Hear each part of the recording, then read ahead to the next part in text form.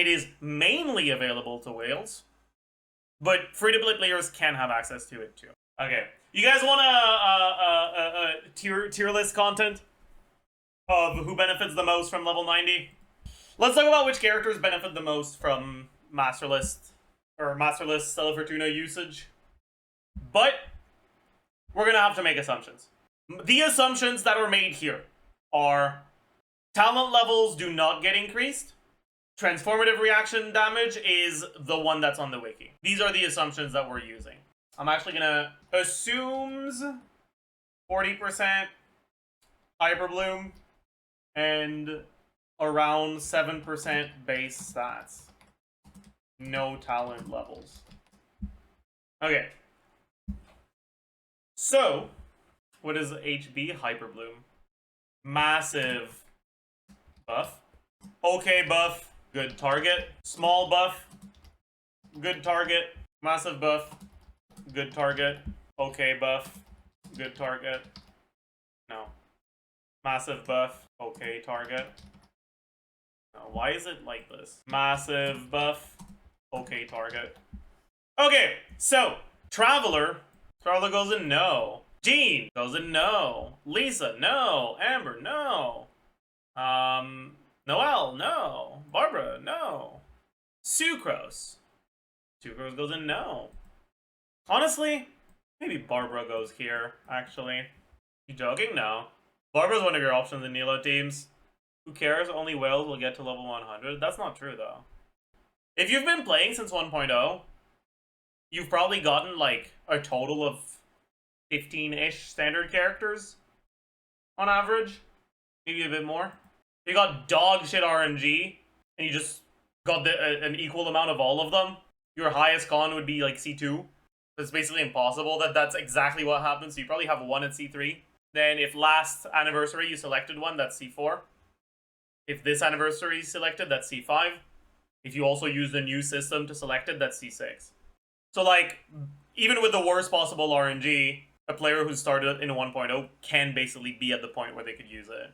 That's not a convoluted set of occurrences at all? What? Are you saying that it's convoluted to assume that a player started playing a long time ago and used their wishes when they got them to obtain characters? Like, that's pretty much it for the requirements for that to happen. Like, I'm actually curious. Someone who's played... Can you find me an account that's played since 1.0, logged in for, like, at least 80% of the days, and where their highest standard constellation is C3? They don't have any of them at C4. Because I don't think that exists, actually. Maybe C3, but C2 definitely not. And honestly, if that's you, it means you got insane fucking RNG on 50-50s. And you've never... You just haven't lost any fucking 50-50s. Like, oh shit, man. I'm so sorry to hear that. How unlucky you've been. Played since 1.1, my highest is C5 Chi-Chi. Well, next patch you get 2 selectors. You can select Chi-Chi twice and get your first Masterless Star Glitter already. Or Masterless Stella Fortuna already. My point isn't, like, it's something that every player will be able to use. My point is, the perception of this system as something that is only available to whales is not accurate. It is mainly available to whales, but free-to-play players can have access to it too. So I think it still matters to talk about which characters benefit from it a lot and which ones don't. I think this is great for the game, free-to-play or not. Something to work towards. I don't know, honestly. I don't think it's great for the game if the increase is 40%. Even if it's 20%, I think it's too much. It should be less than that. But at 10%, I think it would be good for the game. It's because at 20%, the gap is big enough that it'll feel bad not to have. Anyways, Fischl. Fischl probably goes in okay buff, good target. Does she? Yeah. Aggravate damage double dips because it looks at defense. And it also gets increased by level multiplier. But the talent damage does not double dip, and it scales less well than the aggravate damage does. They explain why Sucrose is in the no category, because teams that actually on-field Sucrose nowadays just aren't... They're not good enough anymore.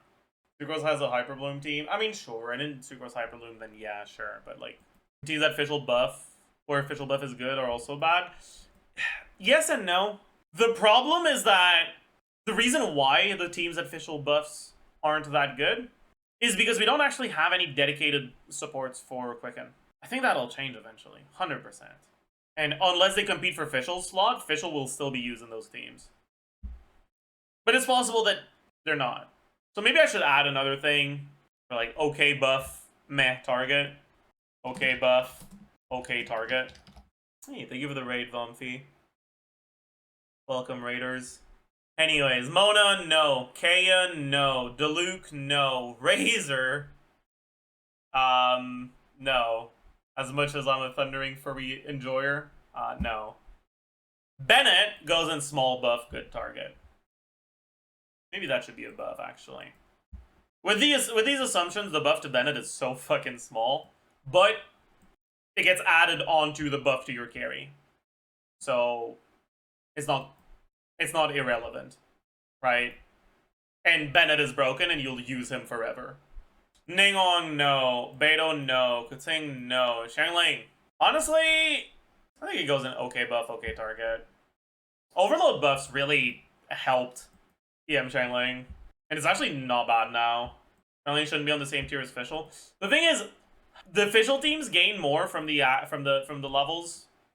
But honestly, like Xiangling, like EM Xiangling in Overload teams generally just has a higher ceiling than the Quicken Fischl teams. Do we know if they get Ascension stats? They do not. As far as we're aware, at least. Anyways, Chongyan, no. Tingzhou is actually an interesting one, because it's because of Nilo. Like, unironically, and that's going to be the same for a lot of the Hydro characters. Nilo's existence makes it so a lot of Hydro characters become better targets than they should be. I think it's okay buff, good target. Or maybe not. Because the buff is pretty big, but the target isn't that big. So it's like, good buff, okay target. Like, it's kind of like here, but it's not as good of a target as Barbara if you're using both. But you're more likely to use Tingzhou, so I don't fucking know, man. I don't know, man. Yeah, maybe we could just add a Nilo tier. No, because there are characters that are actually massive buff good targets in Nilo teams. Chi-Chi, no. Venti, no.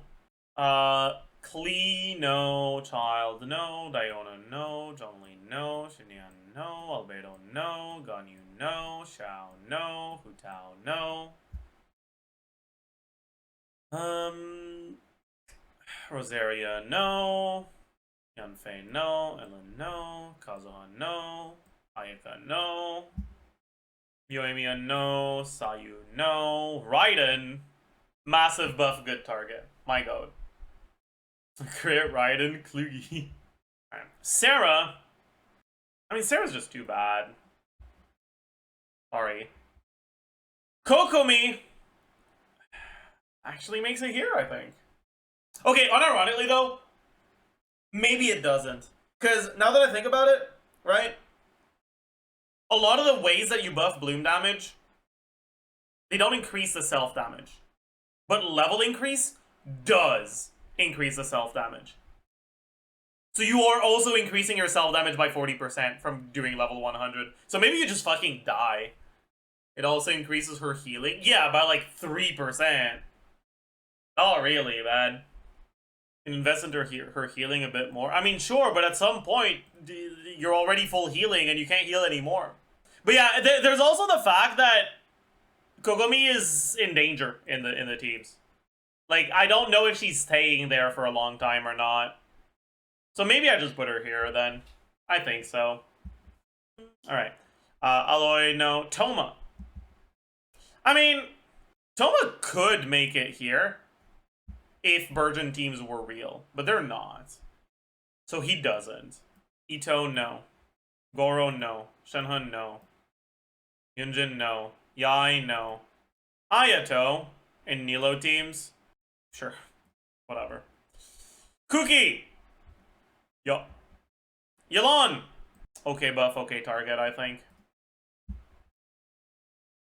You don't really want to use Yelan in Nilo teams. He works, but it's not ideal. Heizo, no. Tilnari, no. Kole, no. Dory, no. Sino, no. Candace, my goat. Nilo, Nahida. Nahida's actually no, by the way. Maybe we'll split this tier in two for characters that are not worth using Masterless Stella on, but actually do gain something from them, and characters that don't gain anything. Lila, no. Wanderer, no. Farazan, no. Alhaitham, okay buff, okay target, sure. Yao Yao, no. Daya, no. Mika, no. Baiju, honestly, no. He's not going to be your trigger. Maybe with Singtone, but same for Kave. He's not going to be your trigger. Aurora, no. Lenny, no. Lynette, no. Remine, no. Nevilette! Nevilette probably goes here. Because Nevilette's damage distribution in his best teams isn't that focused on him. Yeah, but it doesn't scale multiplicatively. Like, if you look at your Hu Tao attack, we're gonna, for now, just assume that it's a 7% base stat increase to the total, including weapon, right? Base HP, HP percent, flat HP, total HP. Base attack, attack percent, flat attack, total attack, right? Base HP on Hu Tao. You can see on Hamdi Cat. No, you can't. The stuff on Hamdi Cat is wrong. The stats they show for Flynn's are not the same as the stats that are shown in the actual in-game footage that we were shown. So we know for a fact that they are incorrect. 15, 552. And then base attack, 106 plus 608. We'll look at Homa. HP percent, Homa is 20. Probably go EM Sands. You go double Hydro, so 25. 20-ish from subs. Is there anything else? There isn't. Damn, that's crazy. Flat HP about 5k. Total HP, this times 1 plus this. Base attack, attack percent, let's say 20% as well. Flat attack, 350 plus 6.26 plus 0.8, so 7.06 of total HP. This times 107%. This times 107%. About a 5% increase. 5 point something. Which is pretty similar to what we had on the regular HP scaler. Actually less. Because Hu Tao is not an HP scaler. She's an attack scaler that gets an attack buff based on her HP. Because the attack based on her HP is the large majority of her total attack, you can think of it as damage that indirectly scales with HP, but that also gets all of her attack as additional flat stats. In other words, there's just more different sources of flat stats that dilute the impact of increases to base stats. And so increases to Hu Tao's base stats are actually worse than increases to Nevilette's base stats. Risley, no. Karina, small buff, good target. Actually, I lied. Karina, no. Charlotte, no. Navia, no. Chevreuse, no. Pyongyang, no. Gaming, no. Chiori, no. Arlecchino. Arlecchino goes in okay buff, good target, I think. Behind, small buff, good target. Sijuin, no. Sethos, no. Emily, no. Molani, okay buff, good target. Kachina, no. Kanich, okay buff, no. Small buff, good target. Yeah. Filonin, no. Chaska, small buff, good target. Oron, no. Malika, small buff, or okay buff, good target. Citlali, no. Ponyan, no. Yumaglorblorb, no. Varissa, okay buff, good target. Eonson, no. Escoffier, no. Aoife, no. Skirk, okay buff, good target. Dahlia, no.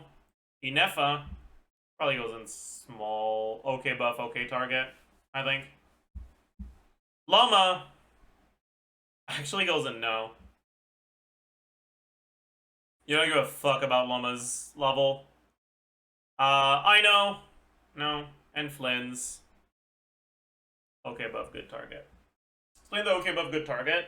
This is characters that get just the traditional DPS upgrade, but they fulfill the following two conditions. One, they represent the large majority of their team's DPS. And two, they're not dogshit characters. The reason why these four characters do not make it into that same category is because they do not represent the large majority of their team DPS. The reason why Candace doesn't even make it here is not Candace. The reason why Farina doesn't even make it here is because there's honestly just no team where she represents a good amount of damage anymore. The only one where she represented like 30-ish plus percent used to be Nevillet, but they keep fucking adding better things than just like focused like monohydro Nevillet that does like Kazuhashi Loden, right? And now Farina's like 11% of Nevillet's team DPS in Nevillet's new best team. It's fucking nothing. Like, it's nothing at all. Shouldn't Hyperbloom Inefa be higher? That's a good point, actually. Now that I think about it, I kind of forgot about Hyperbloom Inefa. You're right. Inefa, it does go here.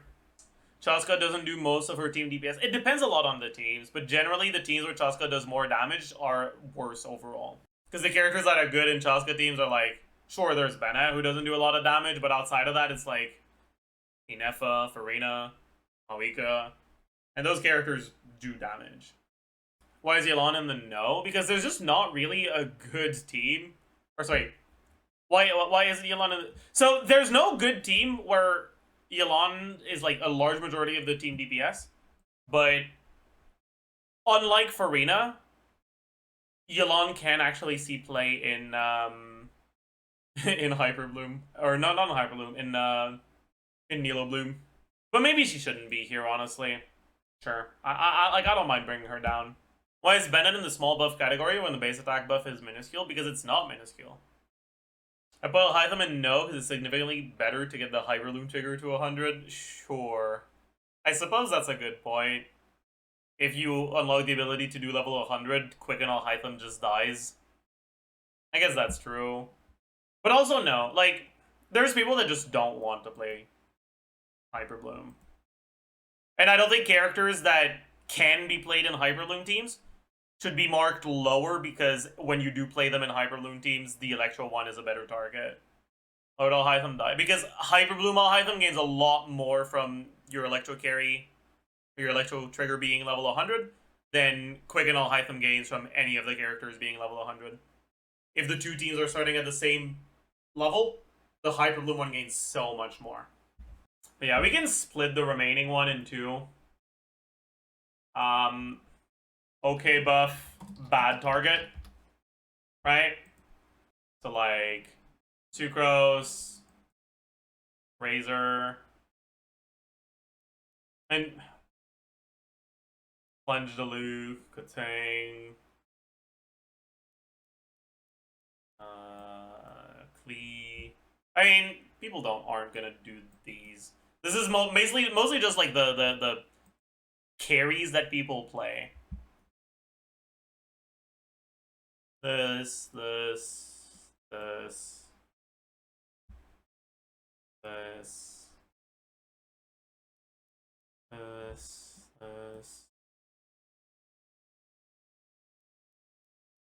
I guess Sarah can make it in this one, sure. Toma, Ito, Yai, Ito, Nari, Sino, Nahida. No, Nahida's still Nahida's just way too bad to 90.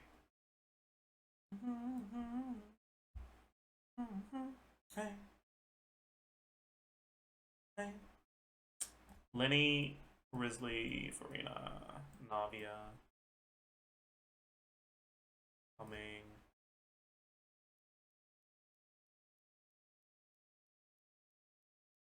Like, these characters are characters where, like, there will be situations where, to improve the team you're using them on, they're the best target to level.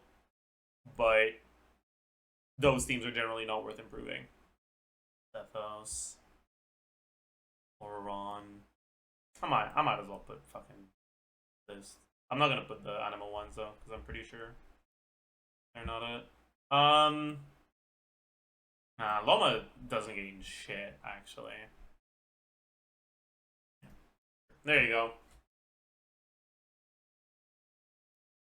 Dory? Fine. I can put Dory if you want. If it makes you happy.